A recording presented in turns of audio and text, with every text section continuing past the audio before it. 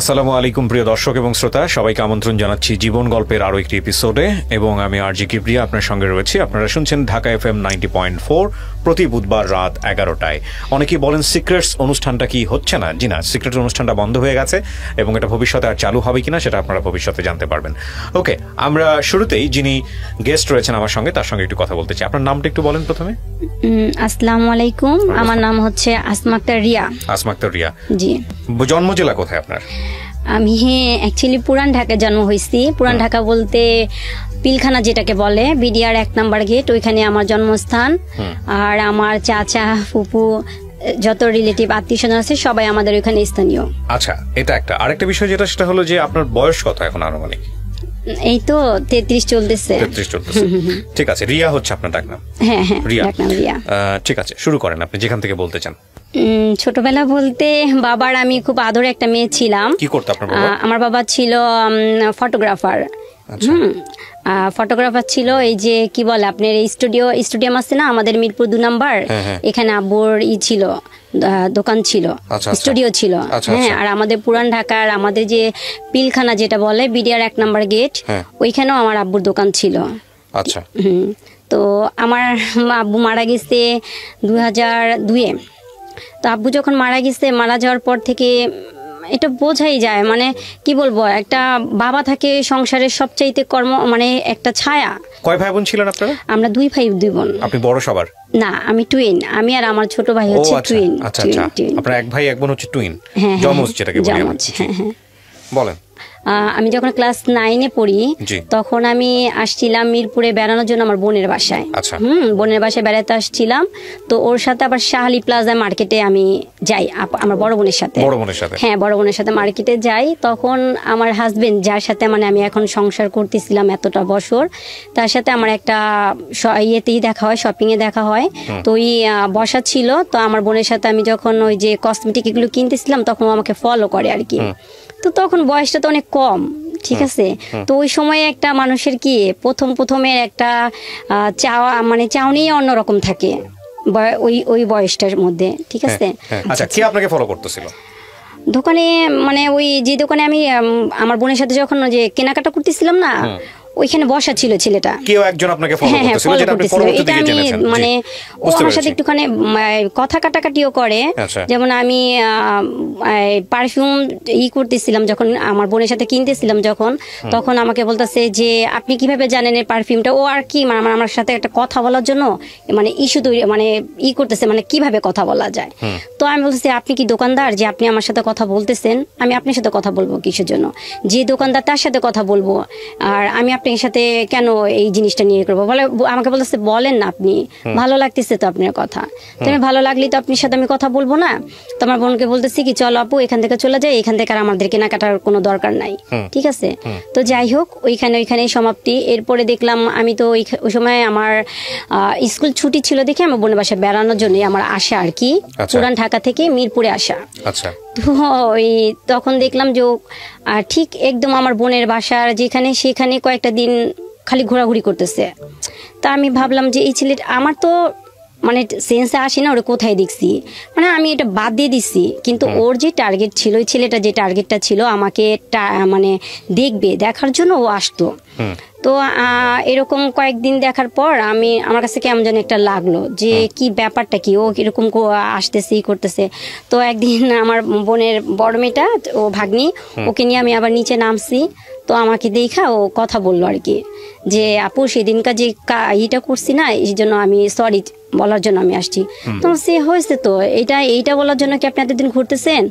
তো ও বলতেছে কি যে হ্যাঁ আসলে আপনার সাথে খুব মানে মিসবিহেভ করে ফেলছি, তো এই জন্যই আপনি কি মাইন্ড করছেন? আমি কি না মাইন্ড করব না। ছেলেটা বলতেছে। আচ্ছা, কত সালের ঘটনা এটা?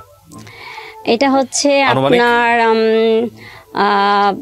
আমাদের এই যে গ্রেনেড হামলা হইলো না সেই সময়কার ঘটনা। হ্যাঁ, আচ্ছা আচ্ছা। তারপর তার কিছুদিন পরেই তো গ্রেনেড হামলাটার ইটা হইলো। আমি এই যে পুরো বাংলাদেশের অবস্থা কথা বলতেছিলেন। হ্যাঁ, তারপর তো আমি বলছি আচ্ছা ঠিক আছে। তো আমাকে বলতেছে কি যে আমি আপনার কোনো একটা সেল নাম্বার নিতে পারবো? তো আমি বলতেছি কি যে আমি তো এখন এই সময় কোনো সেল টেল আমি ইউজ করি না, আর কিভাবে দিব এটা দেওয়া সম্ভব না। আপনার কাছ থেকে চেয়েছে? হ্যাঁ হ্যাঁ। তো আমি বলতেছি যে আমার কাছে তো কোনো মোবাইল নাই, আমি কিভাবে দিব? তো আমি বলছি কেন, ওই যে আপনার বোন আছে না, বোনের যেহেতু ম্যারিড, আপনার ভাগ্নি আছে, বোনের নাম্বারটা আমাকে দেন।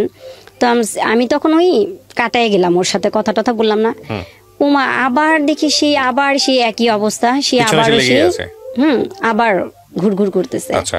তো ব্যাপারটা এমন হয়েছে না, তখন কেমন যেন নিজের প্রতি নিজেরও একটা অন্যরকম একটা ফিলিংস একটা কাজ করলো আর কি, যে ছেলেটা আসতেছে ঘুরঘুর করতেছে, যাক ওর সাথে একটুখানি কথা বলি আর কি।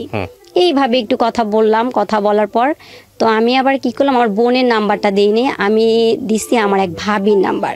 ভাবি বোনের নাম্বার তো দেওয়া যায় না, কারণ বোন যতই হোক। আপনি নাম্বার দিয়েছেন মানে তার মানে আপনার তাকে কোনো না কোনো ভাবে ভালো লেগেছে। হ্যাঁ হ্যাঁ, আমি তাকে নাম্বারটা দেই। কোন ক্লাসে পড়েন তখন আপনি? ক্লাস 9 এ? ক্লাস 9 এ। আচ্ছা। তো আমি তাকে নাম্বারটা দেই, নাম্বারটা দেওয়ার পর ভাবিকে বলি, ভাবি এরকম এরকম এই ছেলেটা এরকম করে, তো আমি আসলে বুঝতে পারতেছি না, তোমাদের এইখানে বেড়াইতেও আসলাম, আবার এই ছেলেটা আমাকে এরকম করে, যাক। তো আমাকে আমার ভাই বলেছে, এই তুমি পুরান ঢাকার, তোমাদের ওইখানেই তো আরো বেশি এইসব। তাই আমি বলেছি কি, আব্বু তো অনেক কড়াকড়ি, আর আমাদের ফ্যামিলিটা অনেক কড়াকড়ি ছিল, এই মানে প্রেম প্রীতি ভালোবাসার দিকে কখনো মানে আমরা ওই দিকে যাওয়ার মতো কোনো চেষ্টাও করতে পারি নাই। তো যাই হোক, তো এইভাবেই মানে আগায় যেতেছে। তো ভাবিকে ফোন দিত, ভাবির সাথে কথা বলতো, ভাবির সাথেই আদান প্রদান হইতো, আমি কবে মিরপুরে আসবো, কবে ওর সাথে দেখা করব, এইভাবেই চলতেছিল। হ্যাঁ, তো যাই হোক, ও প্রস্তাবটা পাঠায় আমার এই ভাবির কাছেই, ঠিক আছে। তো ও তখন আপনি গিয়ে ইয়েতে জব করতো, এই গ্রামীণ ফোনে। হ্যাঁ, গ্রামীণ ফোনে জব করতো, ওর ইউনিফর্ম পরা ছিল, ওই জব করতো ভালো, তখন মোটামুটি ভালোই চলে। তো ও তো আমার চেয়ে অনেক সিনিয়র ছিল, ভালো সিনিয়র ছিল। তো বিয়ের প্রস্তাবটা দেওয়ার পরে আমার আম্মার কাছে আমার ওই ভাবি জানায়, তো বলতেছে যে এরকম যে আসছে, বিয়ের প্রস্তাব আসছে, তো খালাম্মা যেহেতু ভালো, তাহলে আসেন আমরা করাই। তো এর মধ্যে হয়েছে কি, ও ভাবিকে এমন ভাবে কনভিন্স করে ফেলছে যে আমাকে ছাড়া বাঁচবেই না। ব্যাপারটা এমন হয়ে গেছে, ঠিক আছে। এইভাবে তো হাত করে, ভাবিদের হাত করে, তারপরে ক্লাসমেট যদি থাকে কেউ ওইভাবে করে হাত করে, এইভাবে করে তো হ্যাঁ হ্যাঁ। তো ভাবিকে তো পুরোপুরি, ভাবি তো আমার যতটুকু আমার দিকে আসবে তার চেয়ে বেশি গেছে ওর দিকে টানটা। তো ভাবি দেখছে যে আসলে তো অনেক পাগল আর এরকম, তো আসলে মানে ভালোই হবে, ঠিক আছে। তারপর এতটা পাগল, আমিও ভাবির কাছে ফোন দিতাম, তখন কি করতাম, ওই ফোন ফ্যাক্স থেকে ফোন দিতাম ভাবির কাছে, মানে টিফিনের টাকা জমায় টমায়া তখন ফোন টোন দিতাম, যে ভাবি কি খবর, ওর কোনো খবর নিউজ আছে এই সেই। হ্যাঁ, ভাবি বলতো যে এটা বলছে ওইটা বলছে, এই কথাগুলি হইতো আর কি আমার বিয়ের ব্যাপারটা আপনার ফ্যামিলি কিভাবে নিল, রাজি হলো? তারপর রাজি হইলো, রাজি হওয়ার পরে আমাদের বিয়েটা হইলো, মানে মোটামুটি ঘরোয়া টাইপের। মানে ফ্যামিলি রাজি হয়েছে? ওই সময়টাতে কি করতো, কোনো কিছু করতো ছেলে? হ্যাঁ, তখন ওই ফোনে জব করতো। ফোনে জব করতো? হ্যাঁ হ্যাঁ। কি হিসেবে ছিল ও? মানে আমার কাছে তো বলছে গ্রামীণ ফোনে জব করতো, এতটুকু জানি, বাট আমার ওর কোনো ভিজিটিং কার্ড ছিল না, ঠিক আছে। ও কোন মানে লেভেলে ছিল সেটাও আমাকে বলে নাই, আর তখন আমি বুঝতেও পারতাম না, বললেও আমার কাছে লাভ ছিল না, কারণ তখন তো আমি বুঝতাম না যে মানে একটা মানুষের লেভেলটা গেলে তার ইটা কি হয়ে দাঁড়াইতে পারে, ঠিক আছে। সে ম্যানেজমেন্টে আছে নাকি, মানে আছে না অনেক ধরনের, অনেক রকমেরই। তো যাই হোক, তো এইভাবেই গেল। তো বিয়েটা হওয়ার পর, কত সালে বিয়ে হলো আপনাদের? 2004-এ। 2004-এ, হ্যাঁ। 4-এ বিয়ে হলো। তো বিয়ের পর 7-8 মাস পরে আমার বড় মেয়েটা কনসেপ্ট করলো। তো তখন তো আমি মানে পড়াশোনা অনেকটা মানে অফ হয়ে গেল, পড়তেই অফ হয়ে গেল, ঠিক আছে। তো ও হওয়ার 5 মাস আগে, বড় মেয়েটার 5 মাস আগে আমি যে বাসায় ছিলাম, যে বাড়িতে ছিলাম, ওই বাড়িওয়ালার ছেলে একটা মেয়েকে নিয়ে চলে গেছে, ঠিক আছে। তো আমার বেলকুনি থেকে না, ওই যে মেয়েটাকে নিয়ে চলে গেছে আমাদের বাড়িওয়ালার ছেলে, ওই মেয়েদের বাড়িটা আমাদের বাড়িটা পাশাপাশি ছিল। তো ওই মেয়ের একটা মানে বেবি ছিল, 7 বছরের ছেলে। তো ও না বেলকুনিতে না এভাবে হাত দিয়ে না, মানে মলিন হয়ে রাস্তার দিকে তাকায় থাকতো। ওই যে মেয়েটা চলে গেছে আর কি। আপনাদের বাসা থেকে? আমাদের বাসা থেকে না, আমাদের বাসা বাড়িওয়ালার ছেলে যে মেয়েটাকে নিয়ে ভাগায় চলে গেছে। তো ওই আমি শুনছি কি বাড়িওয়ালার মেয়ের কাছ থেকে। মেয়ের কাছ থেকে শুনছি যে আমাকে বলতেছে কি জানিস, আমি যার পাশে ছিলাম ও আবার আমার বান্ধবী ছিল। হ্যাঁ, তো আমাকে বলতেছে জানিস আমার ভাইটা এত একটা খারাপ কাজ করছে না, এই ছেলেটাকে দেখতেছস? আমি কি হ্যাঁ। ওর বোনটা না এই যে ওর মাটাকে নিয়ে না আমার ভাইটা চলে গেছে। আমি কাল্লা তুই কি বলোস, বাচ্চাটা মাশাআল্লাহ কি সুন্দর কিউট, এরকম ছেলে রাইখা মানুষ কিভাবে পারে? পারে। আমি কি তাহলে বাবু ভাই কই? আর ওই আমার ওই বান্ধবীর ওর ভাইটার নাম হচ্ছে বাবু। আমি কি ভাইয়া কই? জানি না কোথায় আছে, বলতে পারি না। আমি তো প্রায় সময় না আমি বাচ্চাটাকে দেখতাম কি কান্না করতো, তো আমি আবার নামাজের পর যে দোয়া পড়তাম তখন ওই বেলকনির মধ্যে হাঁটাহাঁটি করতাম, যেহেতু আমার প্রেগনেন্সি অবস্থা, তখন ওই বেলকনিতে হাঁটতাম, ওই বাচ্চাটাকে দেখতাম, খুব খারাপ লাগতো।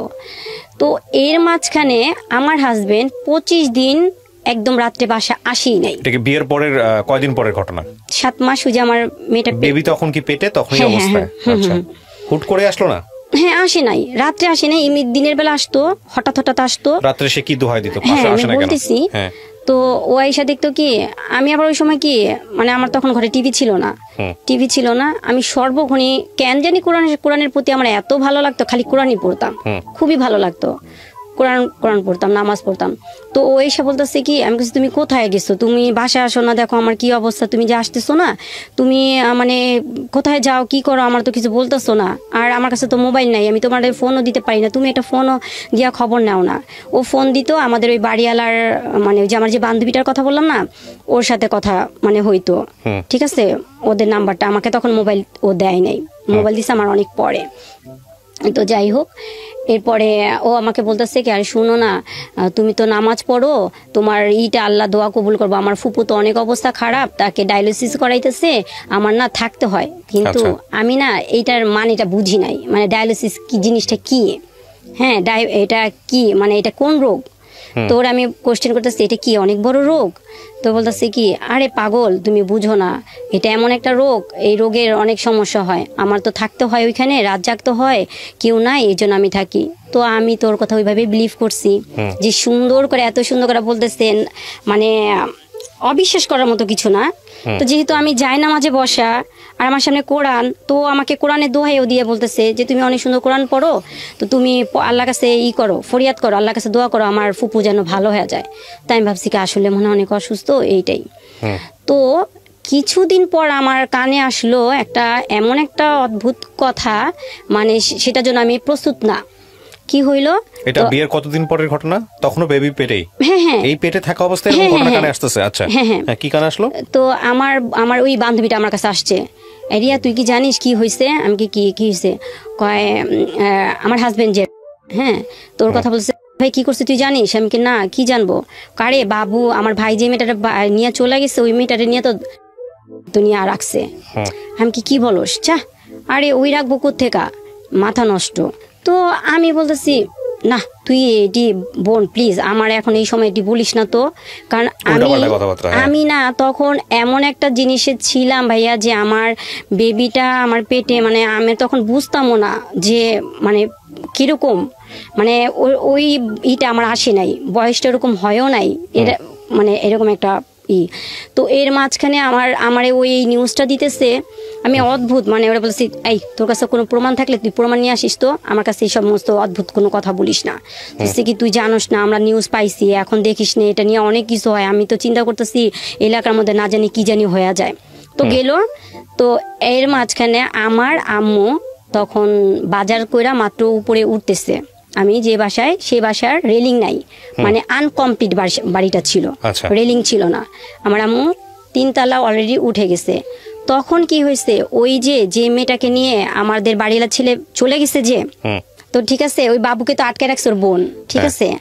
এখন ওই যে আমার আম্মু বাজার নিয়ে যে উঠতেছে না, তখন কি হয়েছে, ওই মেয়ের মা আর মেয়ের হাজবেন্ড চলে আসছে, সিঙ্গাপুর ছিল মেয়ের হাজবেন্ড, সেও চলে আসছে বাংলাদেশে, তো দুইজন একসাথে একত্রিত হয়ে উঠতেছে। তো আমার আম্মা উঠতেছে, পরে আমার আম্মাকে জিজ্ঞেস করতেছে, এই দাঁড়ান, আপনি কি রিয়ার আম্মু? তো বলতেছে কি হ্যাঁ আমি রিয়ার মা।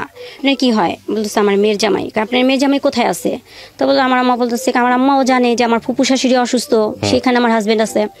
তো বলতেছে যে কেন আমার সেটা সে কৈফত আমি আপনি কি দিব কেন? আমার মেয়ের জামাই আছে তার জায়গায় আছে, আপনাকে বলবো কেন?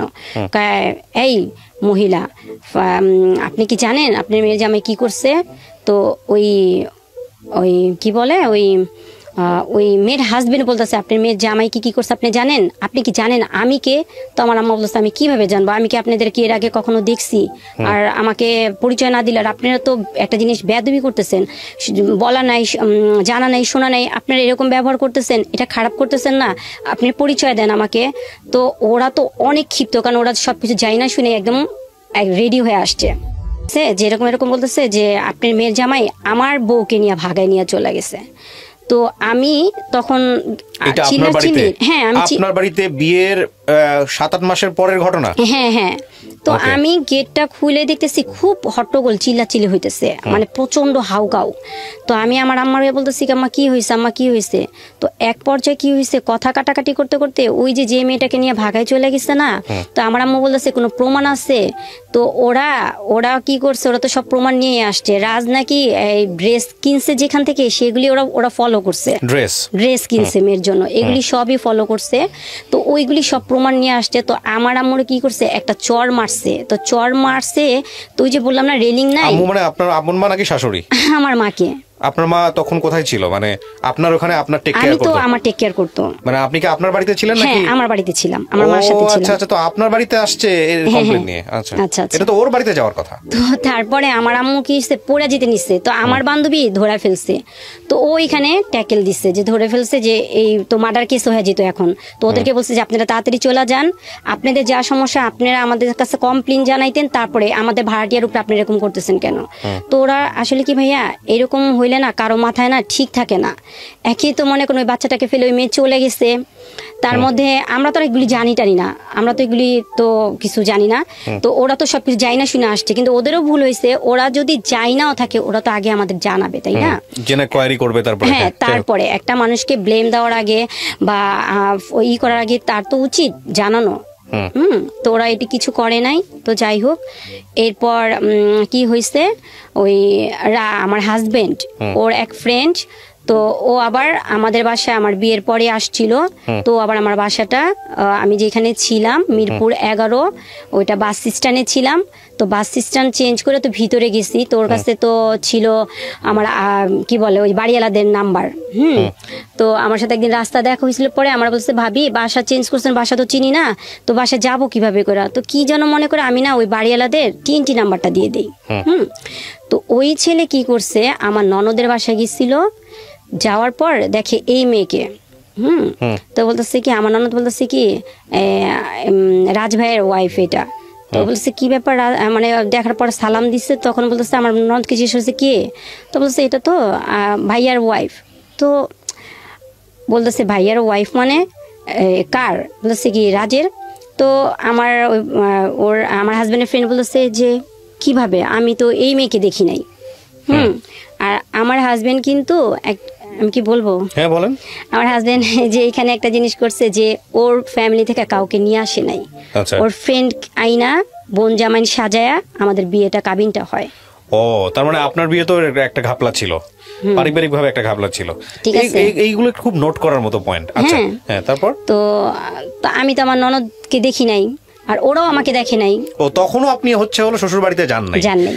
ও দ্যাট ইজ দ্য ফ্যাক্ট। ওকে আচ্ছা যাই নাই। এরপরে কি হয়েছে,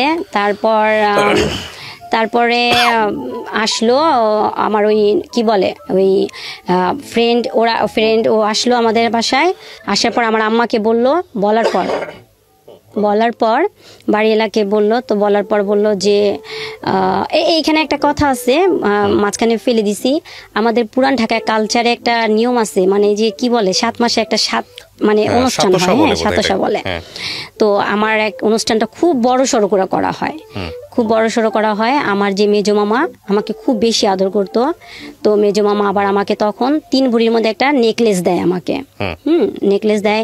আমার যে মানে চাচারা মামারা সবাই আসে, ঠিক আছে, সবাই আসে। তো আমি যে বাসায় ছিলাম ওই বাসার বাড়িওয়ালা তারাও জানতো না যে আমাদের ফ্যামিলিটা মানে এত মানে ভাই। তো সবাই গাড়ি নিয়ে আসে, তো সবাই গাড়ি নিয়ে আসে। তো তখন থেকে আমাদের বাড়িওয়ালা না তখন আমাদেরকে একটু ভালো চোখেই দেখতো, যে না নর্মাল না, অনেক আছে না জি। তো যাই হোক ভালোভাবেই তো সবকিছু চলতেছে। তো এর মাঝখানে যে রাজের যে এই যে প্রবলেমে যে জড়ায় গেছে, ও কিন্তু আমাকে কিছু বলে নাই, কিন্তু 25 দিন আসা যাওয়া করছে দিনের বেলা, রাত্রে থাকতো না। এরপরে ওই যে ওর ফ্রেন্ড আমার বাসায় আসার পর তখন কি হয়েছে, তখন জানাজানি হইল। তখন এইটা নিয়ে মানে অনেক বিচার সালিশি হওয়ার পরে কি হইলো, ওই মেয়ে আইসা পড়লো, মেয়ের যে আমার কাছে চলে গেল। এরপর এই মানে ওই মেয়েকে নিয়ে খুবই মানে একটা মানে এমন একটা ঘরের মধ্যে পরিস্থিতি হয়ে গেল যে যখন আমি পুরোপুরি জানতে পারলাম যে আসলে ওই মেয়ের সাথে ওর সবকিছু হয়ে গেছে, তখনও ওই মেয়ের সাথে। আপনি জানলেন কিভাবে? আপনার হাজবেন্ডই বললো আপনাকে? হাজবেন্ড বললো। আমার তখনই আমার শাশুড়ি এরা সবাই আসলো। এসে আপনার কাছে আসলো না ওই মেয়ের কাছে গেল? কোনটা? আমার বাসায় আসছে তখন। আমার আম্মা যাওয়ার পরেই ওরা আমাদের বাসায় আসলো। আর আমার যে 27-এর সময় যে অনুষ্ঠানটা করা হইলো, তখন তো আমার আম্মা বলছে যে তুমি তোমাদের বাসা থেকে সবাইকে নিয়ে আসো, এই তো একটা সময় ফ্যামিলির পরিচয় হওয়ার জন্য, তো তারাও আসুক দেখুক, দুইটা ফ্যামিলির একটা আন্ডারস্ট্যান্ডিং তখন হবে, ঠিক আছে।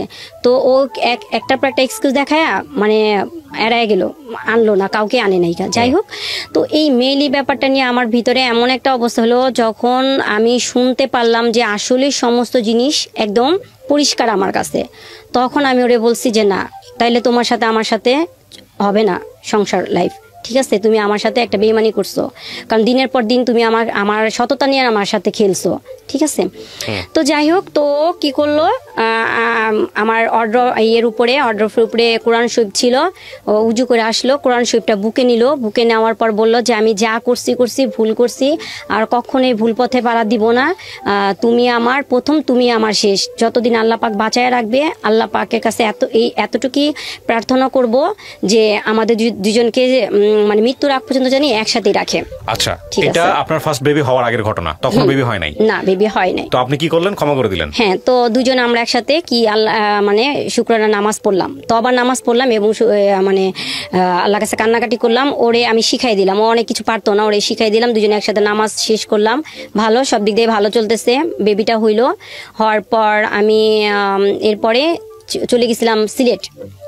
সিলেট ছিলাম তখন, আমাদের এখানে যে করিমুল্লা মার্কেট, সিলেট মানে কি বলে এটা, বন্দরে, ওইখানে আমাদের একটা মোবাইল দোকান ও করে, ওখানে আমি 3-4 বছর ছিলাম।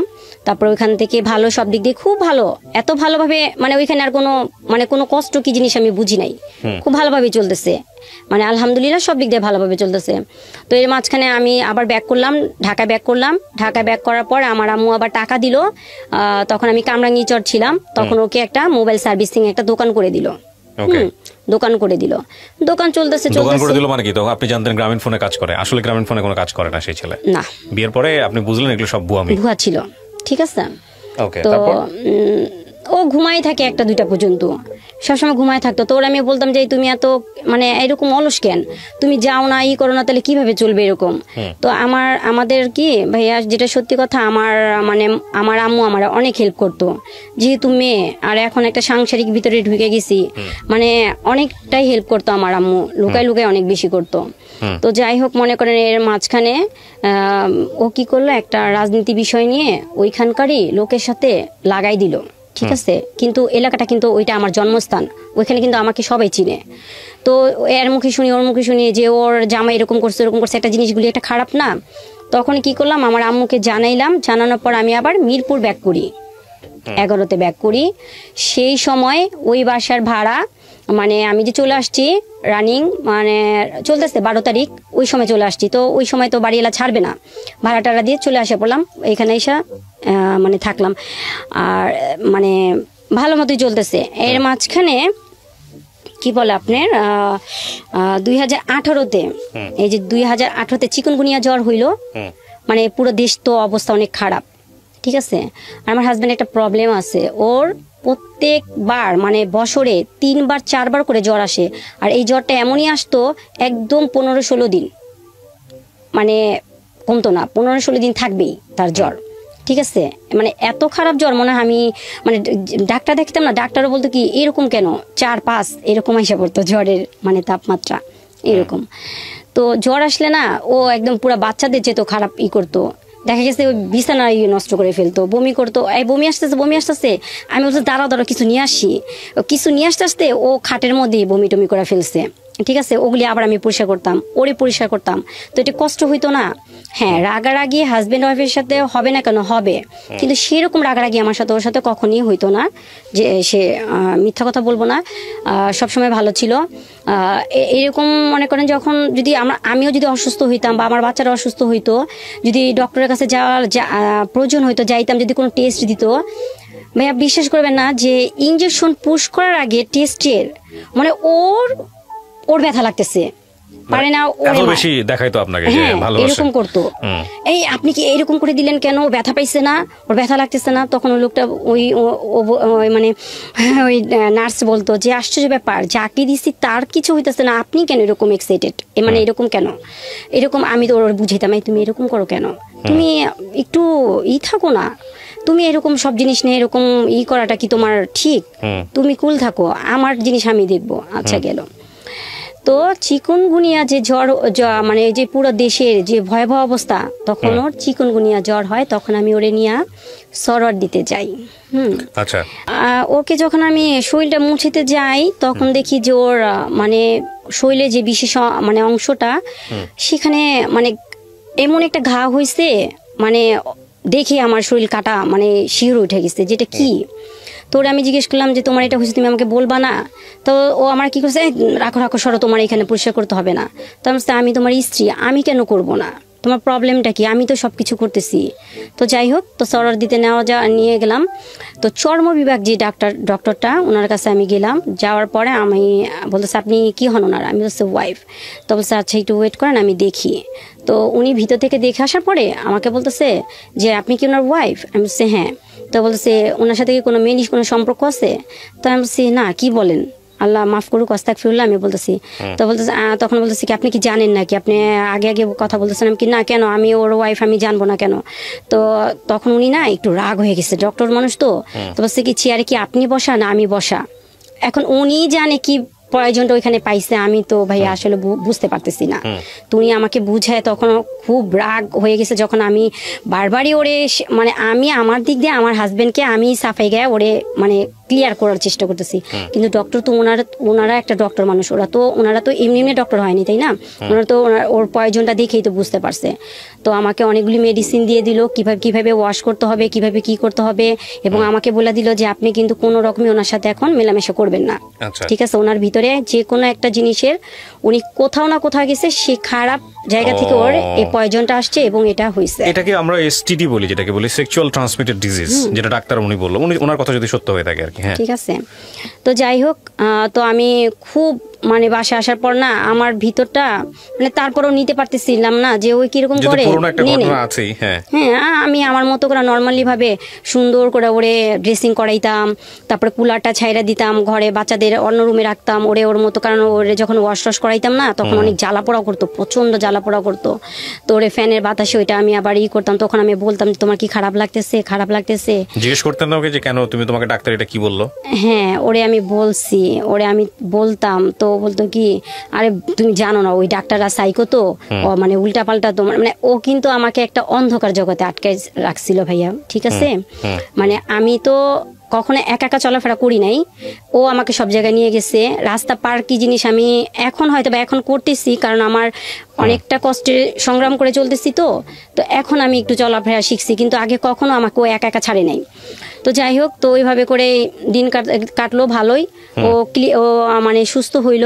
কিন্তু এই যে ওর পিছনে যে এতগুলি টাকা, সমস্ত টাকা আমার আম্মু দিছে খরচ, ঠিক আছে? সমস্ত টাকা আমার আম্মু দিছে, মানে যত কিছুই মানে আমার ঘরের বাজার সদাই যা যা লাগতো, কারণ ও তো বসা, ও তো এমনি বসা, কোনো ইনকাম নাই, কোনো কিছু নাই। হ্যাঁ, আর আমার আম্মুর কিন্তু এটা সেকেন্ড মেরিট ছিল। আমার আম্মু যে যুক্তরাষ্ট্রে থাকে, আপনি আমাকে কোশ্চেন করতে পারেন কিভাবে গেল। আমার আব্বু মারা যাওয়ার পর আমার আম্মু দেখতে অনেক সুন্দর মাশাআল্লাহ, তো তাকে কি আমরা এইভাবে বসে রাখবো? তো আমরা আমাদের সব ভাই বোনের মিলিত ভাবেই কিন্তু আমরা তাকে বিয়েটা করাই দিই। তো ওই আঙ্কেলও মারা গেছে, উনি মারা গেছে 18-তে মারা গেছে, 18 শেষের দিকে মারা গেল। তো যাই হোক, তো আমার হাজবেন্ডকে আমি সুস্থ করলাম। সুস্থ করার পর আমার কি হইল, আমি একটু সাময়িকভাবে একটু অসুস্থ হইলাম। কি হয়েছে, আমার সিস্ট হয়েছে। সিস্ট হইলো। এরপরে আমি আমার ছেলেটা পেটে আসলো 2টা মেয়ের পর পেটে আসলো। তো আমাকে আমার ভাবি তারপরে আমার অনেকেই কিছু কিছু আমল দিছে ছেলে হওয়ার জন্য। তো আমি একদম সুন্দর সব আমলগুলি আমি করলাম। তো এর মাঝখানে কি হয়েছে, যখন ও 4 মাস, আমার বেবিটা 4 মাস আমার পেটে, হ্যাঁ, তখন হঠাৎ করে দেখি কি আমার হাজবেন্ড 4 দিন বাসায় আসলো না। তো বাসায় আসলো না, আমি তখন ওরা জিজ্ঞেস করতেছি যে আসলো না, ফোনটাও বন্ধ, ওর ফোনও পাইতেছি না, ওর ফোনটাও পাইতেছি না। ফোনটা একবার চালু হইতেছে, আবার বন্ধ হইতেছে, আবার বিজি করে রাখতেছে, আবার ব্ল্যাক লিস্ট করে ফেলতেছে। মানে অদ্ভুত, মানে এগুলি না আমার ব্রেনটার মধ্যে এমন ভাবে মানে এফেক্ট করছে।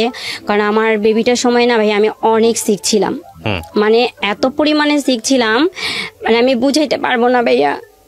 যে আমাকে ওরে বলছিল যে মানে হ্যাঁ ওনার শরীর অনুযায়ী বেবিটা বড় হয়ে গেছে, তো সাপোর্ট নিতে পারতেছে না, আগে 2টা তো সিজার, ঠিক আছে, তো একটা বেল্ট হয় না ওনাকে দিবেন, তো আমাকে বেল্টটা হয় না, দেয়নি। আমি ওর না প্যাঁচে প্যাঁচে যতটুকু পারছি সেফ রাখার জন্য, যে আমার সেলাই যাতে না ছিঁড়ে যায়, ঠিক আছে।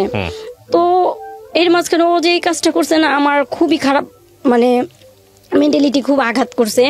তো 4 দিন 5 দিন পর আসলো, আসার পর পুরো নর্মালি এখানে আমি আমার ননদের হাজবেন্ডকে জানাইলাম, ওদের সবাইকে জানাইলাম।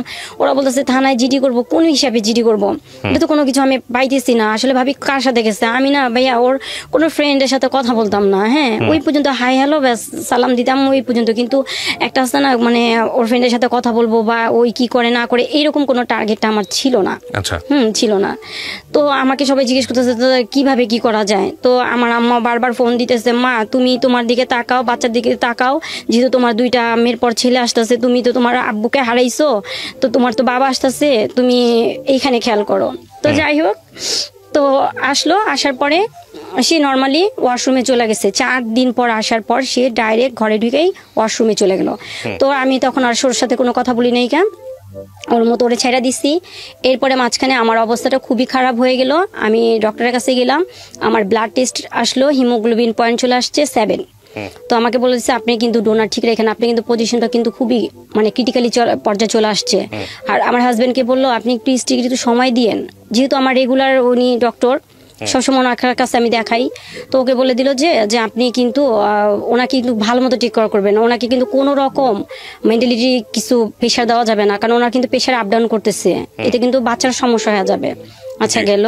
তো এর মাঝখানে ও ঘরে ঢুকে কথা বলতেছে, কার সাথে কথা বলছে আমি জানি না। তো আমার রুমে থেকে আমি এক রুম থেকে আরেক রুমে আসলাম, ও আমাকে দেখা রীতিমতো এমন একটা বিহেভ করলো, আমাকে বলতেছে কি, মানে আমি বুঝলাম না, তুমি আসলে এরকম অশিক্ষিত মানুষ অশিক্ষিতর মধ্যেই কাজ করে। আমি কি করলাম, আমি তুমি যে ঘরে ঢুকছো তুমি নক করে ঢুকবা না, তুমি এরকম করে ঢুকলা যে। তো আমি বলছি কি ব্যাপার, এটা তো আমার রুম, তো ঢুকলে কি হয়েছে, সব ঘরগুলি আমি গুছাই না, আমি তোমার কাছে আসছি। তো আমার শরীরটা না ভাইয়া খুব খারাপ লাগতো ওই সময়টা, মানে খুবই খারাপ যাইতো, মানে শরীর ব্যথা করতো, মানে কিরকম শুধু ওর তো কি করলো, উইঠাই ওর কানে থেকে হেডফোনটা ছিঁড়া ফেলাই দিল, মোবাইলটারে মানে ছুঁড়া মারলো, খাটের উপরে যা পড়লো। মানে সম্ভবত ওই মেয়ের সাথে কথা, যে মেয়েটার সাথে যে সম্পর্কটা মেয়ের সাথে কথা বলতেছিল আর কি, আমি তো তখন জানি নাই, আমি জানছি পরে। তো তখন ওরে আমি বলছি দেখো তুমি আমার সাথে তো এই ব্যবহার করা ঠিক না, এই সময় তোমার কিছু একটা হয়েছে, বলো না আমারে কি হয়েছে বলো, আমি তোমার কোনো দিক দিয়ে বিরক্ত করলে আমারে মাফ করে দিও, তুমি ইম্পর্টেন্ট কথা বলতেছিলা তাহলে আমাকে তুমি বলতা, তাহলে আমি আসতাম না। তো আমি আর বলতে পারি নাই যে আমার একটু তোমার কাছে না থাকতে ইচ্ছা করতেছিল, এই জন্যই আসছি, কিন্তু সেটা আমি বলি নাই। আমি আমার মতো করে আমি আমার বেডরুমে চলে খুব কান্না করছি। তো এর মাঝখানে 2-3 দিন পরে সেই লোক আবারও 4 দিন আসলো না, 4 দিন আসে নাই। তো যখন আসছে আমি এর মাঝখানে আমার শরীরটা খুব খারাপ হয়ে গেল, ডাক্তারের কাছে আবার আমার বড় বোন আমাকে চেকআপে নিয়ে গেলো, আমার ননদ চেকআপে নিয়ে গেলো, খুবই অবস্থা খারাপ, ওর ফোন বন্ধ। তো আসছে ওর সাথে ওকে আমার ননদ এরা সবাই খুব বললো যে বকাঝকা করলো যে কি ব্যাপার আপনি ভাবির এই অবস্থা রেখে আপনি যে চলে যান, মানে কোথায় যান, ও ব্যাপারটা কোনো কিছু নেয় নাই। তো আমার আবার খুব রাগ লাগতেছে, ও আসুক ওর সাথে আমি কথা বলবো, এটা ওর ভাই বোন ওকে যা বলছে, কিন্তু আমি ওর সাথে ক্লিয়ার কথা বলবো, প্রবলেমটা ওর কোথায় যা দাঁড়াইছে। তোরে কথা বলার পর ও কি করলো, এক পর্যায়ে আমাকে খুব জোরে একটা ধাক্কা দিল, ঠিক আছে। তো ধাক্কাটা আমি যাই আমার কি বলে যে স্টিল আলমারির ওইখানে যায়, মানে পুরো শরীরে প্রেশারটা যায় না ভাইয়া, মানে এভাবে আমি ধাক্কাটা খাইছি, ঠিক আছে, ঝাঁ পড়ছি। তো ওইখান থেকে পড়ার পরে ছিল আমার এই যে ড্রেসিং টেবিলটা, ওইখান থেকে আবার ব্যাক করে ড্রেসিং টেবিলে এসে পড়ছি, ঠিক আছে। তো কত জোরে আমাকে ধাক্কা দিচ্ছে। তো ধাক্কা দেওয়ার পর ও আইসা বলতেছে কি, বোঝো না যে আমি কি বলতে চাই, তুমি কেন আমাকে ডিস্টার্ব করো? তো আমি বলছি যে তুমি কি, মানে সেদিন খুব কথা কাটাকাটি হয়, এক পর্যায়ে 2 পর্যায়ে মনে করেন এমন অবস্থা হয়, তখন আমার প্রচন্ড মানে পেইন শুরু হয়ে যায়। তো আমাকে হসপিটালে নিয়ে যায়। এটা আমার থার্ড বেবি। Third baby. তো ডক্টরের কাছে যাই, যাওয়ার পরে দেখেই তো ডক্টর হতভম্ব, কারণ এখনো সময় আমার হয়নি, অনেক সময়ের বাকি। ওনারা আমাকে বলতেছে যে আমরা কিভাবে করাবো, এখন তো সময় হয়নি, এই বাচ্চা তো আমরা টিকাইতে পারবো না। তো আমি বলতেছি যে আপনি কি কোথাও ব্যথা পাইছেন? উনি আমাকে বলতেছে যে আপনি এরকম সমস্যা হইতেছে, ব্লিডিং হইতেছে, অলরেডি আমার ব্লিডিং শুরু হয়ে গেছে, হ্যাঁ, পানি টানি ভাঙতেছে, ব্লিডিং শুরু হয়ে গেছে। তো আমি বলতেছি, আমি তখন হাইড করতেছি, ডাক্তারের কাছে তো আর কিছু বলা যায় না, ঠিক আছে। তো ডাক্তার ওরে বললো যে আপনি খুব তাড়াতাড়ি 4 ব্যাগ ডোনার রেডি করেন, হ্যাঁ, ওনার অবস্থা অনেক খারাপ, খুব তাড়াতাড়ি ডেলিভারি করাইতে হবে, এবং বাচ্চা খুব তাড়াতাড়ি ওরে ও যে ইয়েতে রাখতে হবে, কাচের রুমে রাখতে হবে, ঠিক আছে। তো এগুলি বললো। তো আমাকে সেদিন রাত্রে অবজারে রাখলো, যেহেতু আমার বাচ্চাটা 33 উইক, হ্যাঁ, আনপ্রিপেয়ার বাচ্চা, ফুসফুসের কার্যকারিতাটা কিন্তু তখন হয় নাই। তো ওরে বলে দিল যে আপনি সকালের দিকে চলে আসা পড়বেন আমার এই হসপিটালে, ইসলামিয়াতে। আমার এই হসপিটালে কিন্তু বাচ্চার এটার ব্যবস্থা নাই, আপনি অন্য কোথাও নিয়ে যেতে পারবেন, জাস্ট আমরা ডেলিভারির পরে বাচ্চাটা আমরা আপনার হাতে দিতে পারবো, এছাড়া আর কিছু করতে পারবো না, আর আপনি সকালবেলা চলে আসা পড়বেন। এটা আমার ডক্টর যে আমাকে দেখতো সে ওরে বলে দিছে। সেই মানুষ সারা রাত তার মোবাইল এঙ্গেজ। এখানে আমার মানে যতটা সময় চলে যেতেছে অতটা সময় আমার খুব মানে খারাপ পর্যায়ে চলে যেতেছে। যাই হোক, বেবিটা লাস্ট ফিনিশিং এ বাঁচাতে পারি নাই, মারা গেছে বেবিটা। মানে ওর এই আচরণের কারণে মানে খুবই দুঃখজনক। ওরে ডাক্তার বলছে 8:30টার দিকে আসতে, ও আসছে 2:30টার দিকে আসছে। তখন আমার অবস্থা খুবই খারাপ। কত সালের ঘটনা এটা? এটা 2019 সালে, 2 বছর আগের। হ্যাঁ, খুবই অবস্থা খারাপ। মানে আমি নিতে পারতেছি না, অক্সিজেন চলতেছে কিন্তু আমার মানে টেম্পারেচার কমে যেতেছে। তো আমার বড় ভাই আমাকে বলতেছে কি যে আমার মাথায় হাত বুলায় বলতেছে কি, আপুরে তুই একটু আমার দিকে তাকা, তুই একটু আমার কাছে বল, আমি তোরে নিয়ে যাই, আমি তোরে কোলে করে নিয়ে যাবো, তুই রাজের জন্য অপেক্ষা করিস না, তোর অবস্থা অনেক খারাপ। কারণ আমাকে নিয়ে বোর্ড মিটিং বসছে তো ডক্টররা, তো বলতেছে যদি এই রুগী মারা যায় তাহলে আমাদের হসপিটালের জন্য একটা খারাপ একটা রেকর্ড হয়ে যাবে, কারণ এখন পর্যন্ত এরকম রুগী মারা যায়নি, ঠিক আছে। তো আমার ভাইয়ের সাথে ওর রাজিকে তো পাইতেছে না, জানাবে তো হাজবেন্ডকে, এখন হাজবেন্ডও আসতেছে না। তোমার বড় বোনকে জানাইছে, আমার বড় ভাইকে জানাইছে। তো আমার খুব ওইখানে না খারাপ লাগতেছে কি ও আসে না কেন, ও আসুক, ও আসলে আমার ডেলিভারিটা আমি করাই ফেলবো। বাসায় আমি তো 25 দিন পরে জানতে পারলাম যে আমার বেবিটা নাই। তখন আমার কি বলে ওর মোবাইলে একটা ফোন আসে, ফোনটা এরকমই ছিল, ওই মেয়ে ফোন দিছে, ফোনটা আমি রিসিভ করি। আমার হাজবেন্ডের মোবাইলটাতে এমন ভাবে আমার কাছে হাইড করে রাখতো, ওয়ার্ডরোবের ভিতর তালা মারে রাখতো, বা কিচেন রুমে মানে লুকায় রাখতো, যাতে আমার কাছে না পড়তো, ওর মোবাইলটা আমার কাছ পর্যন্ত না আসতো, এরকম। তো সেদিন কি আল্লাহর কি অশেষ রহমত, সেদিন আমি ওর ফোনটা পাওয়ার পর দেখি কি ওই মেয়েটা বলতেছে খারাপ ভাষা গালি দিতেছে, তুই কি খালি ঘুমাইতে থাকোস, তোর জন্য আমি ওয়েট করতেছি, তুই কখন আমাকে নিয়ে যাবি। তো আমি একটা মেয়েলি কণ্ঠ, কোথায় ছিল তখন? ঘরে শোয়া ঘুমাচ্ছিল।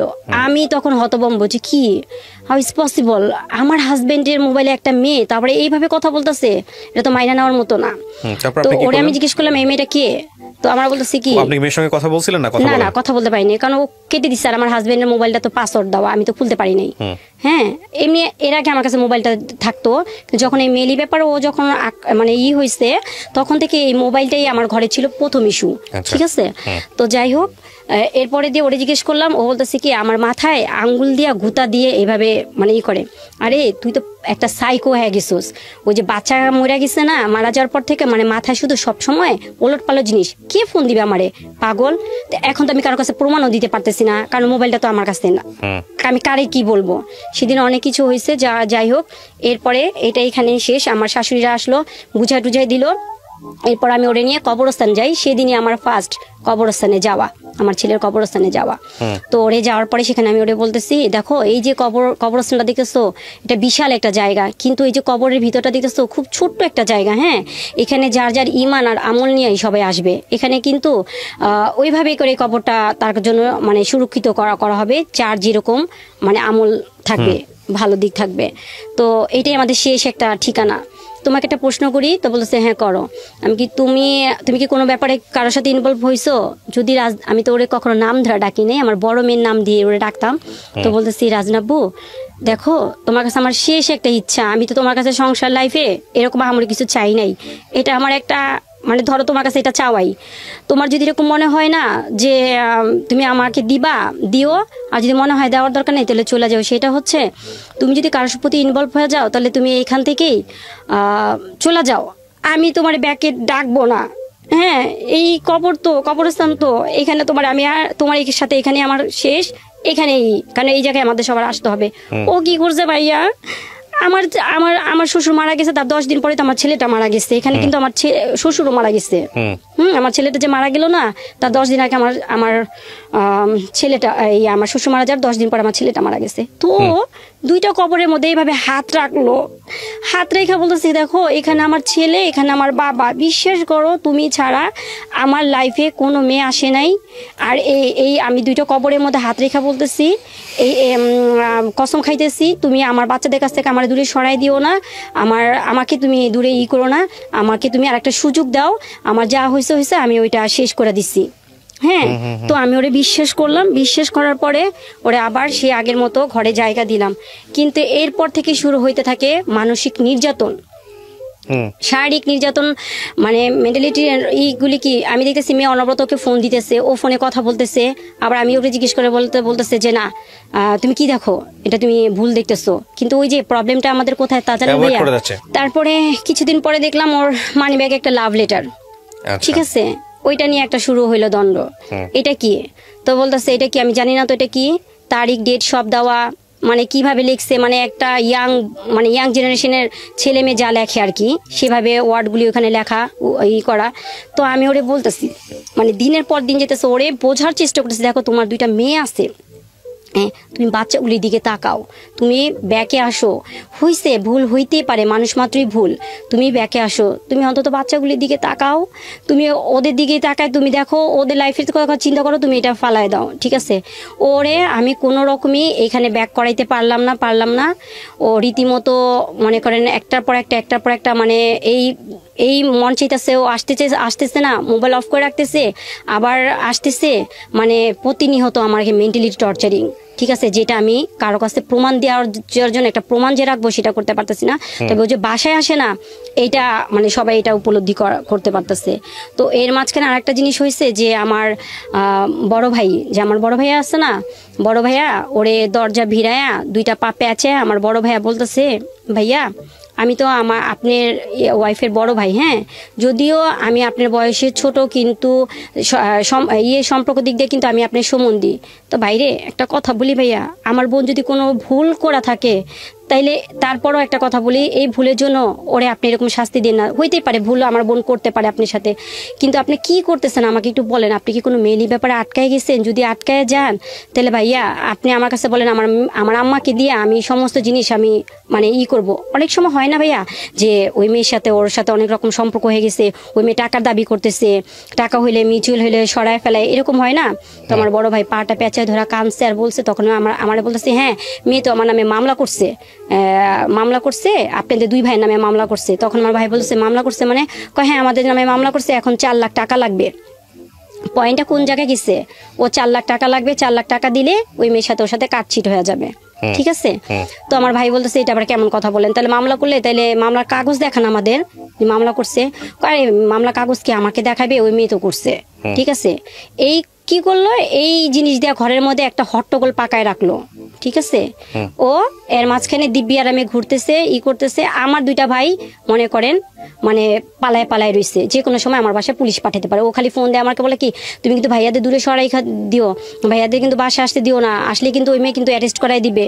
আমি তো ওই কথাই ভয় পাইছি। আসলে তো আমি জানি না যে আসলে ওই মেয়ে কেন আমার জন্য মামলা করবে, ওই মেয়ের কি এমন আছে, ওই মেয়ে তো এখানে মামলা করার কোনো কিছু নাই, তাই না। তো যাই হোক এইভাবে গেল। তো গত রোজায়, এই তো রোজা আসতেছে, গত রোজায় আমার বাসায় বাড়িওয়ালা যে ওনার সাথে আমরা বসার পরে রাজে কি আমার হাজবেন্ড ও কি করলো, থানা থেকে একটা জিটি কপি আনলো ওই মেয়ের নামে, হ্যাঁ যে দেখো আমি ওই মেয়ের সাথে আমার সাথে কোনো সম্পর্ক নাই, এই যে আমি জিটি কপি তোমাকে দেখাইতেছি আনছি, আমি তোমার সাথে সংসার করতে চাই আর তুমি এটি বাদ দাও। হ্যাঁ, তো ঠিক আছে, ভালো কথা। আমাদের ঘরোয়াভাবে সবাই মিলা বৈশা টুইসা সুন্দর করে ওর হাতে আবার আমাকে বুঝাই দিল, আমার ভাইটাই সবাই বুঝাই দিল। তো আমি আমার শাশুড়ি বাসায় গেলাম। সেখানে যাওয়ার পর ভাইয়া দেখি রাত্রে মেয়ে ফোন দিছে ওরে যে তুমি কি ঘরে ঢুকেই কি আমাকে ভুলা যাও। তখন আমার শাশুড়িকে যে আমি আবার কান্না করতেছি, আম্মা দেখেন আপনারা তো আমাকে বুঝে নিয়ে আসছেন, দেখেন আপনার ছেলেকে আবার দিচ্ছে, এই যে দেখেন মেসেজ দিচ্ছে, আমি মেসেজ দেখছি। তো যা বলতেছি কি মা ওর আসলে কি মাথাটা নষ্ট হয়ে যেতেছে গা, ও আসলে বাচ্চার শোকে না ও আমারে পাগল বানায় ফেলতেছে, ঠিক আছে, কিন্তু আমি পাগল না, আমাকে পাগল বানাই দিতেছে ও, ঠিক আছে। তো যাই হোক, ওইখানে এরকম করতে করতে আমি 15 দিন কোনো রকম কাটাইলাম ওর সাথে। ওইখানে কাটানোর পর আমি বাসা চেঞ্জ করি। হ্যাঁ, বাসা চেঞ্জ করি। আমি যে বাসায় ছিলাম ওই বাসাটা চেঞ্জ করে আমি আরেকটা বাসায় আমি যাই। আম্মা টাকা দিল। বাসায় যাওয়ার পর ওই বাসায় গিয়ে যাওয়ার পরে ভাইয়া আমার বড় মেয়েটাকে আর আমাকে, মনে করে আমার বড় মেয়েটা তো বাবার এই জিনিসটা দেখছে, হাত ভরা মেহেদি, ঠিক আছে, ও বাবার হাত ভরা মেহেদি, একদম হাত ভরা মেহেদি। তো আমি আমার মেয়েকে বলতেছি দেখো রাজদিন তোমার বাবা কি করছে, হাতে ভরা মেহেদি, ওর মেয়ের নাম নিয়ে আসছে। তো আমার মেয়ে বলতেছি কি আব্বু তুমি কি এখন কি মানে একটু ই হবা, তুমি এগুলি কি করতেছো আব্বু, তুমি কি একটা বার আমাদের দিকে তাকাও না। তো ওই এক কথা দুই কথা কি করছে ভাইয়া, ওই যে কারেন্টের ব্যাটগুলো থাকে না, ওই ব্যাটগুলো আমার মেয়েটাকে এমন ভাবে পিটাইছে, ওরে ধরতে যায় আমি মারি খাইতেছি, ও মারি খাইতেছে, মানে আমরা মা মেয়ে মানে কারে থেকে কারে বাঁচাবো আমরা নিজেরা জানি না। ওর বাবা একটা হিংস্র প্রাণীর মতো হয়ে গেছে। তখন ওরা আমি বলতেছি তুমি থামো, তুমি এইভাবে করে মাইরো না, তুমি এরভাবে করে মাইরো না, তুমি কি মারার জন্য আমার কাছে আমাদের নিয়ে আসছো, আমি কত বড় শখ করে তোমার কাছে আমি আমার পুরো ফ্যামিলি ই করে ছাইরা টেরা দিয়ে তোমার কাছে আমি আসছি, ঠিক আছে। ও এখানে একটা শর্ত রাখছে আমি কারোর সাথে মানে যোগাযোগ করতে পারবো না, মানে আমার ফ্যামিলির, যেখানে আমার মা আমাকে এতটা হেল্প করে। তো ওকে মানে এই পয়েন্টটা খাটাইছে যে আমাকে ওই বাসায় নিয়ে যায় আমার উপরে এই টর্চারিংটা করবে, ঠিক আছে, এখানে তো কেউ দেখবে না। ও অনেক মারছে, মারার এক পর্যায়ে আমি বেহুশ হয়ে যাই, মানে এতটা মানে রক্তাক্ত করে, আমার গলার মধ্যে চিবি দেয়, চিবি দেওয়ার পরে তো অটোমেটিক মানে দম আটকায় গেলে তো মানুষের শরীরে অন্যরকম হয়ে যায়, ঠিক আছে। তো আমার পুরো কাপড়টাই নষ্ট হয়ে যায়। তো আমার মেয়ে যেগুলি করে, তো ও কি করে তখন মাইনাটেটা তখন চলে যায় বাসার থেকে। তো আমার বড় মেয়েটা ওর মামাকে ফোন দেয়, ছোট মামাকে ফোন দেয়, ছোট মামা তুমি একটু তাড়াতাড়ি আসো, মামা আম্মুরে তো মাইরা ফেলতেছে, আম্মুর তো কোনো নাই, মানে কোনো কিছু, ও তো ছোট মানুষ বুঝতেছে না, মানে ও যেভাবে পারছে ওর মামাকে বলছে, ওর মামা দৌড়ায় আসে, আসার পর আমাকে জরর দিতে নিয়ে যাওয়ার পর ওইখানে আমাকে দেখার পর ওই যে পুলিশ কেস হয়, তারপরে আমি থানায় যাই, তারপরে আমি গিয়ে মামলা করেন। হ্যাঁ, থানায় যেয়ে মামলাটা করি, ঠিক আছে। মামলাটা কইরা আসার পর আমি যাই আমার খালা শাশুড়ির বাসায়। আমি তখন আমার ভাইরা বলি কি ভাইয়া একটু আরেকটু সময় দে ভাইয়া, বড় ভাইরা আমি বলি, দুই ভাইরাই বলি একটু সময় দাও। তো আমি আমার খালা শাশুড়ি বাসায় যাই। তো আমার শাশুড়ি সেখানে দেখার পর আমার অকথ্য ভাষা গালাগালি করে, ঠিক আছে, অকথ্য ভাষা গালাগালি করে, এই তুমি এখানে আসছো কেন, বের হও, আমাদের মান সম্মান ধুইতে আসছো, এই করতে আসছো, সেই করতে আসছো। কিন্তু এর মাঝখানে ওনার ছেলে যে টিকটক গুলি করতো, এই টিকটক গুলি আমার মেয়ে দেখছে আবার, দেখছে। এখন তো ভাইয়া ডিজিটাল যুগ, সবখানেই সব জিনিস মানে মেয়ের সাথে টিকটক করতো, ঠিক আছে, যে মেয়ের সাথে ওর পরকীয়া হয়েছে। ও আচ্ছা, তার সাথে টিকটক করতো, সেটা আপনার মেয়ে চোখে পড়ছে? হ্যাঁ, মেয়ের চোখে পড়ছে। তো ওর চোখে পড়ছে, তো ওই আমাকে সবকিছু আমার মোবাইলে দেয়, আমাকে বলে যে আম্মু আমি নামাই দিই, তুমি দেখো, তুমি তো অনেক কিছু বোঝো টোঝো না, দেখো আব্বু কি করতেছে, তুমি কি কিছু করবা না। তো আমি বলতেছি মা আমি কি করব বলো, তুমি আমার কি করতে বলো, আমি বড় জন এলে তোমার বাবার থেকে আমি সরে আসতে পারবো, তুমি কি চাও। তো বলছে আম্মু থাক। তখন আমার মেয়ে বলে কি আম্মু থাক, দেখি আব্বু ফিরত আসবে, আব্বু তো এরকম ছিল না। তো যাই হোক, আমার ওই খালা শাশুড়ির বাসায় যাওয়ার পরে কি হয়, ওইখানে এক পর্যায়ে সবাই মিলে আবার বসলাম। বসার পর আবার মিল টিল করা দেয় আমাকে, ঠিক আছে। আমি তখন মামলাটা আবার অফ রাখি, বুঝছেন, অফ রাখি। ওইখানে কি বলা হয়, অফ রাখেন মানে কি, মামলা তুলে নেন? না, মামলা তুলে করি নাই, মানে মামলাটা তখন আমি মামলার প্রসেসিং আসলে যাই নাই, মানে সাধারণভাবে জিডিটা করা হয়েছে, এরপরে আমি মানে মামলাটা আমি করবো, মানে আমার একটা সিগনেচার দিলে তারপর হবে।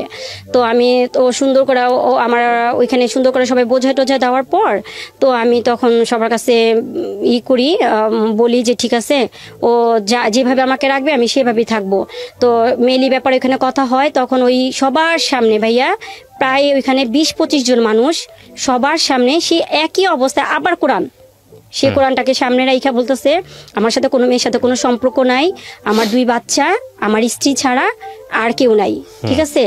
এইটি কথাটা বলে কসম টসম খাওয়াইটা সবাই করে দিল। আর আমার ভাসুর ওই যে খালা শাশুড়ির বড় ছেলে ও বলল যে ঠিক আছে, আমার বড় ভাইকে বললো যে বোনের ঘর তো কি করবে এখন, বোন জামাই তো বসে আছে, তাহলে 2 মাসের বাজার খরচ তোমরা দিয়ে দিও আর আমরা দেখি তো কি করা যায়। তখন আমার বড় ভাই বলছে কি ভাইয়া সব সময় তো আমাদের উপরে চাপাই দিতেছেন তো সমস্যা নাই, আমার ভাগ্নির 2টা মুখের দিকে তাকায়া আমরা দিব, কিন্তু তাকেও তো কিছু করতে হবে, এইভাবে কতদিন, ঠিক আছে। ওইভাবে কথা বইলা আসার পরে আসলাম। আসার পর ও কি করলো, ভিডিও কলে ওই মেয়ের সাথে ওই রাত্রেই কথা বলতেছে, খুব হাসাহাসি করতেছে। সে আমার গেমটা না একদম সাকসেস হইতাছে। তো এই কথাটা আমি শুনি, গেম সাকসেস হইতাছে মানে তুমি কার গেম সাকসেস করতেছো? তো ওর ফোনটা না ওই রাইখা দিয়ে বালিশের পাশে, আমি জানি না যে ও অলরেডি মোবাইলটারে অন করে এই অবস্থা। তো আমরা বলতেছি কি এই শোন একটা কথা বলি তোরে, এই যে এত কিছু হইতেছে, তখন ল্যাঙ্গুয়েজটা কিন্তু পুরোপুরি চেঞ্জ। তো আমরা বলতেছি এত কিছু হইতেছে তুই কি কিছু বুঝোস না, আমি কি চাই? তখন আমার আবার ওই প্রশ্নটা করে, কি বুঝবো মানে কি চাও মানে? কয় শুনো আমি বিয়ে করছি, তুমি একটা কাজ করো, এই তুমি ওর কাছ থেকে আমার আনতে চাও? তো আমি সেটা কেমন কথা বলো, তুমি বিয়ে একবার বলো করছো, একবার বলো করো নাই, এগুলি কেন এই হেজিটেশনের মধ্যে রাখো কেন, তুমি কি চাও?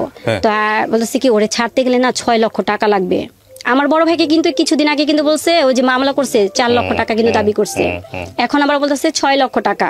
2টা পয়েন্ট কিন্তু আপনি দেখেন ভাইয়া। হ্যাঁ, তো আমি বলতেছি 6 লক্ষ টাকা মানে এই তুমি কি পাগল হয়ে গেছো? আমরা খাইতে পারতেছি না, থাকতে পারতেছি না, আমি মার কাছে কিভাবে আর হাত পাতবো? বড় মুখ করে তোমার সাথে আসছি। কয় কি শোন আমার যদি পাইতে চাস 6 লক্ষ টাকা আন, কোনো ব্যাপার না, ওই মেরে আমি ফালাই দিব, তোরে আমি এই যে একদম রানীর হালে রাখবো। তো আমি বলছি কি শুনো আমার আছে না লবণ দিয়া ভাত খাওয়া, ডাল দিয়া ভাত খাওয়াও, আমি ওই মেয়ে না যে কারো কাছে যে কিছু বলবো, ঠিক আছে। তুমি কিন্তু এতদিন শুধু আমার ভালোবাসাই দিছো, বিনিময়ে কিন্তু তুমি কোনো অ্যাসেট আমাদের জন্য তৈরি করো নাই যেটা তুমি আমাদের জন্য ফিউচারে ভাইবা রাইখা দিবা। তো আমাদের তো অবস্থা এখন করুণ দশাই। তো আমি আমার কি স্বপ্ন দেখো, এই সব স্বপ্ন আমাকে দেখায়ও না, তুমি ওর কাছে আসবা কি আসবা না সেটাকে বলো। তো এক পর্যায়ে সেই রাত্রে ও মনে করেন রান্নাঘর থেকে বটি আনছে, ঠিক আছে, বটি আনছে, তারপরে ওড়নাটারে খুব ভালোভাবে করে হাতে পেঁচাইতেছে আমাকে। তো আমি তখন ওই দৃশ্যটা দেখার পর না আসলে ভাইয়া যে মানুষটা আমার এতদিনের লাইফ পার্টনার, একটা ভালোবাসার মানুষ ছিল, প্রথম তো ভালোবাসার মানুষ, তারপরে এসেছে সন্তানের বাবা, আমি কার বুকে মাথা রাখছি, কার সাথে সংসার করছি আমি নিজেই মিলাইতে পারতেছি না। যে আমার মানে বর্তমান প্রেক্ষাপটে এমনই হইতেছে যে জিরো, আমি সব দিক দিয়ে মানে আমার মানে শেষ, ঠিক আছে। তো ওর ওই ভয়ঙ্কর ইটা দেখা আমি রীতিমতো আপসেট, ঠিক আছে, আপসেট। তো তখন এমন একটা হয়েছে যে মানে ও অলরেডি আমারে মারবেই। তো তখন ওই সময় কোনো রকম করে ঠান্ডা করলাম। ঠান্ডা করার পরে ওই যে পরে আবার যে আমার মেয়েটা যখন ওই যে টিকটকটা দেখলো না, টিকটক নিয়ে যখন কথা বললো, কথা বলার পর তখন ওই যে আমাকে আর আমার বড় মেয়েটাকে মানে বেধম পিটায়, ঠিক আছে, মানে খুবই মারে।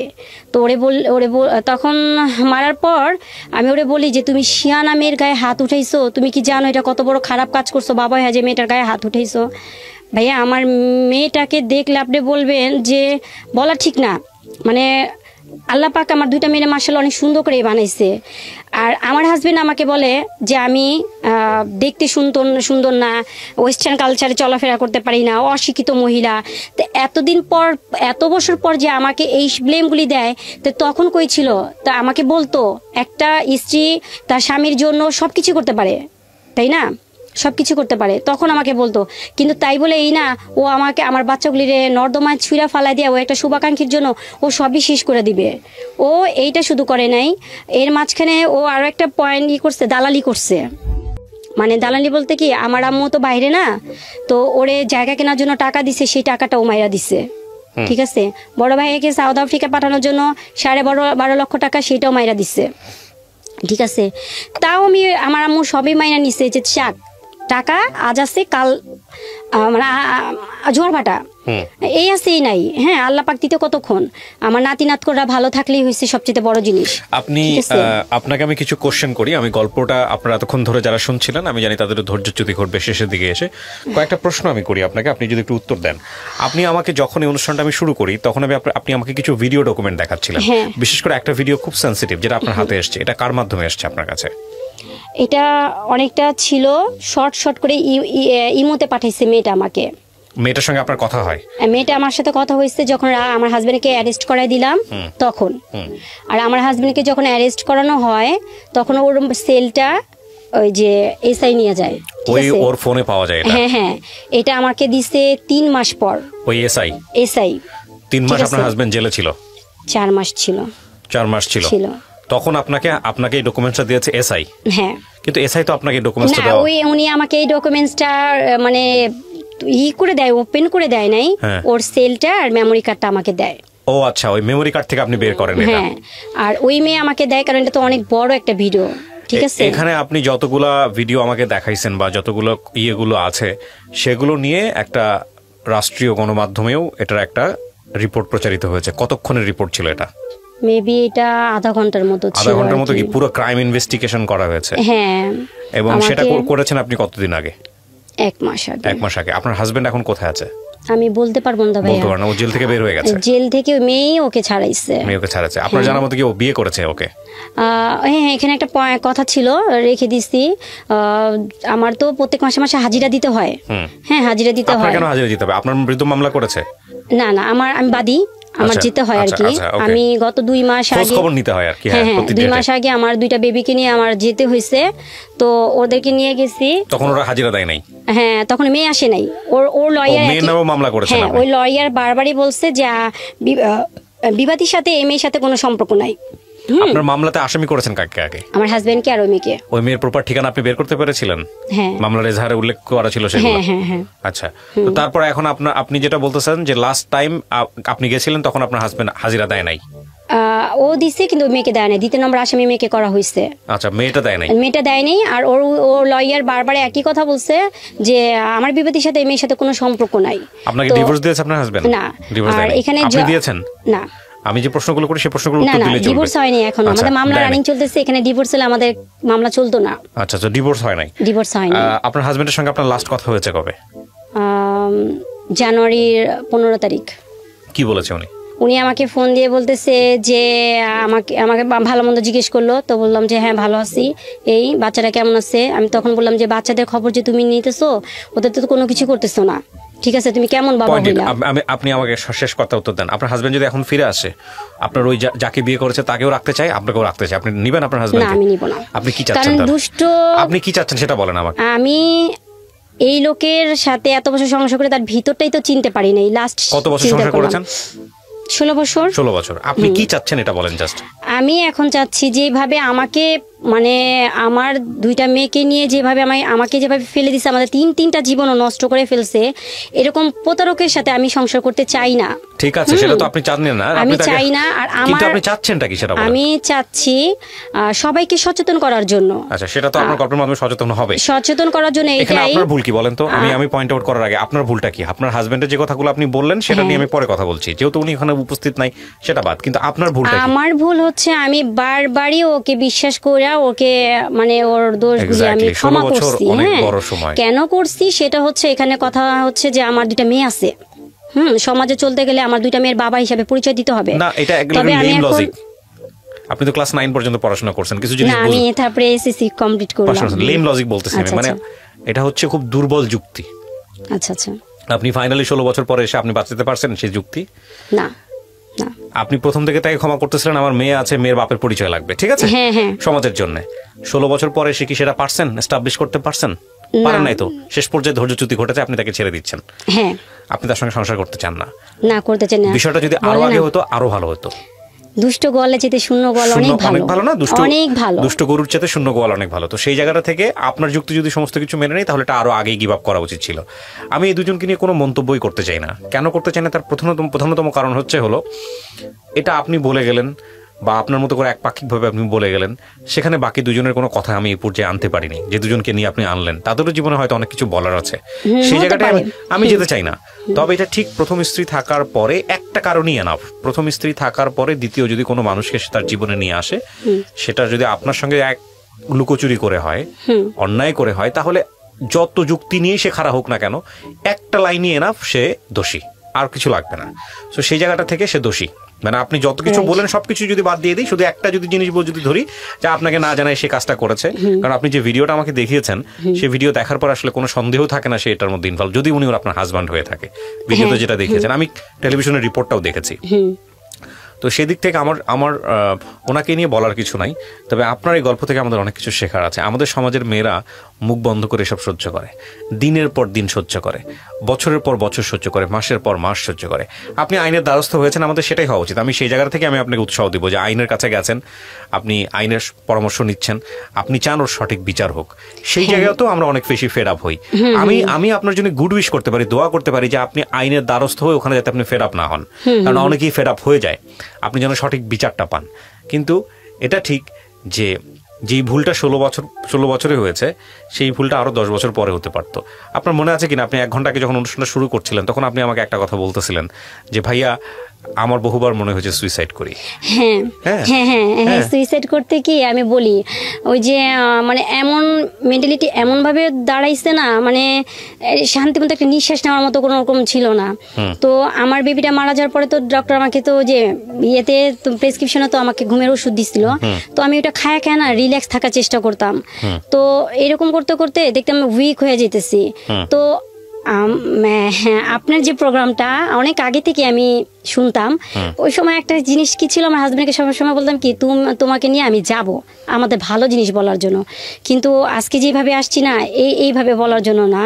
তো যাই হোক, তবে আপনার প্রোগ্রামে আমি এত মানুষের, অসহায় মানুষের এত কষ্ট বিদায়ক কথাগুলি আমি শুনতাম, তখন মনে মনে ভিতরে না একটা জিনিস কি, ওই যে আমার যে মেডিসিন, ঘুমের যে মেডিসিনটা না, এই ঘুমের মেডিসিনের জায়গায় আপনার প্রোগ্রামটা আমার কাছে এমনভাবে একটা ওষুধের মতো কাজ করছে, আমাকে আস্তে আস্তে আস্তে আস্তে করে নিজেকে প্রিপেয়ারটা এমনভাবে করছে, আরে 10 জন নারী যদি পারে কেন আমি পারবো না?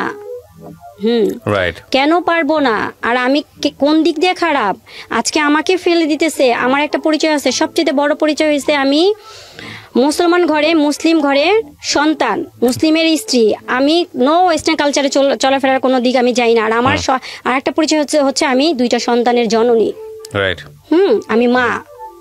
একটা মানুষ মা জাতিকে কখনো কলঙ্কিত করতে পারে না। আমি আপনার এই বোধটাকে সম্মান জানাই। আপনাকে আর পরামর্শ করার কিছুই নেই। আপনি আমার এই অনুষ্ঠানে আসছেন, আমি সম্মানিত। এবং আমি মনে করি বাঙালি নারী হচ্ছে শ্রেষ্ঠ, মানে সাহসের দিক থেকে, শৌর্যের দিক থেকে, কাজের দিক থেকে, ধৈর্যের দিক থেকে নিঃসন্দেহে তারা অন্যান্য দেশের তুলনায় অনেক বেশি পরিমাণে আমি মনে করি রেসপেক্টের জায়গায় আছে। হ্যাঁ, এখন আমি ডেফিনেটলি উনি যে সেকেন্ড ওয়াইফ যাকে যদি বিয়ে করে থাকেন তাকেও আমি অসম্মান করছি না, তার জায়গা থেকে তারা তো বক্তব্য আছে। কিন্তু আমি একটা জিনিস মানে ভাইয়া আমি অনেক রিকোয়েস্ট করছি, ভাইয়া ওকে অনেক রিকোয়েস্ট করছি। দেখো ঠিক আছে, আমি দেখেন ওই জায়গাটা যাই না। আমি একটা জিনিস শেষ করি, সেটা হলো যে দেখেন জীবনটা তো একটাই, তাই না? আপনি আপনার জীবন নিয়ে আসছেন এবং আপনি ওই যেটা বলতেছিলেন যে আমল এবং ঈমান নিয়ে আপনি আপনার কবরে যাবেন, রাইট? তো আপনার সন্তানের, আপনার এখন সবচেয়ে বড় দায়িত্বের জায়গাটা যেটা হচ্ছে আপনার সন্তান, আপনার 3টা সন্তান, রাইট? আমি যদি ভুল না করে থাকি। হ্যাঁ, একটা তো মারা গেছে। তো 3টা বাচ্চা, এই 3টা বাচ্চা আপনার কাছে আছে, আপনার কোল জুড়ে আছে। এই 3টা বাচ্চা আপনার শক্তি। আপনি এদেরকে সুন্দর করে বড় করেন, সামনের দিকে আগায় নিয়ে যান। আর আপনি যেটা নিজের ভিতরে পেলে পুষে বড় করেছেন বোধটা, যে আমি হারবো না, আমি সুইসাইড করার কথা চিন্তা করেছি, কিন্তু এই অনুষ্ঠানগুলো দেখে আমি সাহস ফিরে পেয়েছি। হ্যাঁ, এটা সত্যি। এবং এই সাহসটা নিয়ে আপনি সামনের দিকে আগায় যাবেন, এটাই হচ্ছে বড় কথা। আজকের এই অনুষ্ঠানের শেষে এসে প্রিয় দর্শক এবং শ্রোতা, আপনাদের জন্য একটা কথাই বলতে চাই, ইনক্লুডিং মি। আমি কখনোই অ্যাডভাইস দেওয়া পছন্দ করি না। আমার ভিতরে যে উপলব্ধিগুলো আছে সেগুলো শেয়ার করি, এবং এগুলো দেখবেন অনেক সময় সাংঘর্ষিক হবে। কারণ একটা অনুষ্ঠানে আমি যে কথাটা বলি, এই কথাটাই অনেক সময় টার্ন করে যেতে পারে আরেক অনুষ্ঠানের কথার সাথে। এই দুটো কথা যদি আপনি মিলানোর চেষ্টা করেন, দেখবেন যে দুটো 2 রকম এবং সাংঘর্ষিক। সুতরাং আমার কোনো কথাই আসলে একেবারে মানে সিচুয়েশনাল বাইরে কথা না। মানে আমি যে কথাগুলো বলেছি সেটা সিচুয়েশনের প্রেক্ষাপটে। আজ পর্যন্ত অনুষ্ঠানে যতগুলো যদি পরামর্শমূলক বা উপদেশমূলক কথা আপনি মনে করেন, তাহলে এগুলো আসলে নিউট্রাল পয়েন্ট থেকে না, এগুলো আসলে সিচুয়েশনাল পয়েন্ট থেকে। লাইক একটা গল্প শুনেছি, ওই গল্পের প্রেক্ষাপটে বলেছি। তো এই জায়গাটা থেকে আমি শুধু একটা কথাই বলতে চাই, যে আমাদের আসলে প্রত্যেকের জায়গা থেকে শেখার আছে। যদি মনেই হয় যে এই মানুষটির সাথে আমার হবে না, তাহলে ওখান থেকে আমাদের বের হয়ে আসতে হবে, এবং বের হয়ে আসাটা খুবই কষ্টকর, কিন্তু বেটার ফিউচারের জন্য বের হয়ে আসতে হবে, এবং সেখানে ইমোশন দিয়ে চিন্তা না করে যোগ বিয়োগ করতে হবে যুক্তির জায়গাটা থেকে। আর সেই জায়গাটিতে আমাদের ধর্মেরও কোনো প্রবলেম নাই, মানবিকতারও কোনো প্রবলেম নাই, বিজ্ঞানের তো প্রবলেম নাই। তো আমার মনে হয় যে জীবনটাকে সুন্দর করাটা প্রয়োজন, সেটা সৎ উপায়ে এবং ডেফিনেটলি কাউকে কষ্ট না দিয়ে। এটাই শুধু বলতে চাই। অনেক অনেক ধন্যবাদ। আমি শেষ করি আজকের মতো, এবং আমি শুভকামনা জানাই। আমি দোয়া করি আপনার জন্য আজ থেকে আরো 10 বছর পরে আপনি নিজেকে এমন একটা জায়গায় নিয়ে যান। সবার কাছে আমারও একটা কথা হচ্ছে, সবার কাছে আমার একটা কামনা, আমার যেহেতু 2টা মেয়ে, 2টা জান্নাত, হ্যাঁ, ওদের জন্য সবাই দোয়া করবেন, কারণ মেয়েরা বাবার অনেক আদরের থাকে। ওদেরকে আমি অনেকটাই বাবার মতো মার মতো দুইটাই আমি ওদেরকে সাহস দিয়ে জোগায় নিতেছি, যাইতেছি, এটা জানি আমি সেভাবে নিতে পারি, ওদেরকে সেভাবে মানুষ রূপে জানি আমি বানাইতে পারি। নিশ্চয়ই আমরা দোয়া করি আপনার মেয়েদের জন্য। প্রিয় দর্শক এবং শ্রোতা, আজ শেষ করছি আজকের মতো পর্যন্তই। অনেক অনেক ভালো থাকুন। আজকের মতো শুভরাত্রি। আগামী বুধবার ঠিক রাত 11টায় আমি কিবরিয়া ফিরে আসবো। আর যাওয়ার সময় যে কথাটি বলছি, জীবন ঝুঁকিপূর্ণ যাতে না হয় সেজন্য সবাই অনেক অনেক বেশি সচেতন থাকি, বিশেষ করে কোভিড